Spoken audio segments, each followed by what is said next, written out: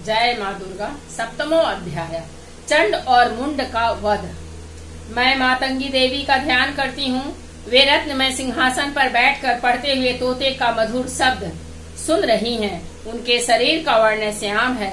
वे अपना एक पैर कमल पर रखे हुए हैं और मस्तक पर अर्धचंद्र धारण करती हैं तथा कहवार पुष्पों की माला धारण किए वीणा बजाती हैं। उनके अंगों में कसी हुई चोली शोभा पा रही है। वे लाल रंग की साड़ी पहने हाथ में शंखमय पात्र लिए हुए हैं। उनके वदन पर मधु का हल्का हल्का प्रभाव जान पड़ता है और ललाट में बेदी शोभा दे रही है। ऋषि कहते हैं, तदंतर शुंभ की आज्ञा पाकर वे चंड मुंड आदि दैत्य चतुरंगिणी सेना के साथ अस्त्र शस्त्रों से सुसज्जित हो चल दिए। फिर गिरिराज हिमालय के स्वर्ण में ऊंचे शिखर पर पहुंचकर उन्होंने सिंह पर बैठी देवी को देखा। वे मंद मंद मुस्कुरा रहे थे। उन्हें देखकर दैत्य लोग तत्परता से पकड़ने का उद्योग करने लगे। किसी ने धनुष तान लिया, किसी ने तलवार संभाली और कुछ लोग देवी के पास आकर खड़े हो गए।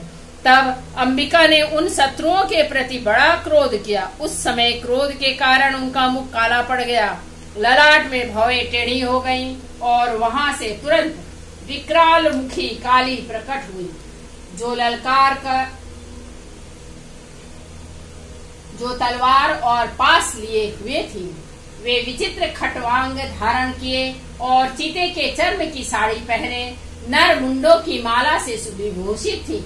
उनके शरीर का मांस सूख गया था, केवल हड्डियों का ढांचा था जिससे वे अत्यंत भयंकर जान पड़ती थी। उनका मुख बहुत विशाल था। जीभ लपलपाने के कारण वे और भी डरावनी प्रतीत होती थी। उनकी आंखें भीतर को धसी हुई और कुछ लाल थी। वे अपनी भयंकर गर्जना से संपूर्ण दिशाओं को गुंजा रही थी। बड़े बड़े दैत्यों का वध करती हुई वे कालिका देवी बड़े वेग से दैत्यों की उस सेना पर टूट पड़ी और उन सब को भक्षण करने लगी। वे पार्श्व रक्षकों, अंकुशधारी महावतों, योद्धाओं और घंटा सहित कितने ही हड्डियों को एक ही हाथ में पकड़कर मुंह में डाल लेती थी। इसी प्रकार घोड़े, रथ और सारथी के साथ रथी सैनिकों को मुंह में डालकर वे उन्हें बड़े भयानक रूप से चबा डालती थी। किसी के बाल पकड़ लेती, किसी का गला दबा देती, किसी को पैरों से कुचल डालती और किसी को छाती के धक्के से गिराकर मार डालती थी। वे असुरों के छोड़े हुए बड़े बड़े अस्त्र शस्त्र मुंह से पकड़ लेती और रोष में भरकर उनको दांतों से पीस डालती थी। काली ने बलवान एवं दुरात्मा दैत्यों की वह सारी सेना रौंद डाली, खा डाली और कितनों को मार भगाया।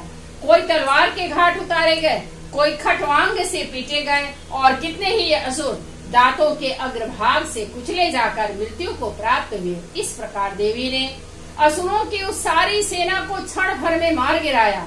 यह देख चंड उन अत्यंत भयानक काली देवी की ओर दौड़ा तथा महादैत्य मुंड ने भी अत्यंत भयंकर बाणों की वर्षा से तथा हजारों बार चलाए हुए चक्रों से उन भयानक नेत्रों वाली देवी को आच्छादित कर दिया। वे अनेकों चक्र देवी के मुख से समाते हुए ऐसे जान पड़े मानो सूर्य के बहुतेरे मंडल बादलों के उदर में प्रवेश कर रहे हों। तब भयंकर गर्जना करने वाली काली ने अत्यंत रोष में भरकर विकट अट्टहास किया। उस समय उनके विकराल वदन के भीतर कठिनता से देखे जा सकने वाले दांतों की प्रभा से वे अत्यंत उज्जवल दिखाई देती थी। देवी ने बहुत बड़ी तलवार हाथ में ले हंग का उच्चारण करके चंड पर धावा किया और उसके केस पकड़कर उसी तलवार से उसका मस्तक काट डाला। चंड को मारा गया देखकर मुंड भी देवी की ओर दौड़ा। तब देवी ने रोष में भरकर उसे भी तलवार से घायल करके धरती पर सुला दिया। महाप्रक्रमी चंड और मुंड को मारा गया देख मरने से बची हुई बाकी सेना भय से व्याकुल हो चारों ओर भाग गई। तदंतर काली ने चंड और मुंड का मस्तक हाथ में ले चंडिका के पास जाकर प्रचंड अट्टहास करते हुए कहा, देवी, मैंने चंड और मुंड नामक इन दो महापशुओं को तुम्हें भेंट किया है। अब युद्ध यज्ञ में तुम शुंभ और निशुंभ का स्वयं ही वध करना। ऋषि कहते हैं, वहां लाए हुए उन चंड मुंड नामक महादैत्यों को देखकर कल्याणमय चंडी ने काली से मधुर वाणी में कहा, देवी तुम चंड और मुंड को लेकर मेरे पास आई हो, इसलिए संसार में चामुंडा के नाम से तुम्हारी ख्याति होगी। इस प्रकार श्री मार्कंडेय पुराण में सावर्णिक मनवंतर की कथा के अंतर्गत देवी महात्म्य में चंड मुंड वध नामक 7वां अध्याय पूरा हुआ। जय मां चामुंडा देवी की जय। जय माता।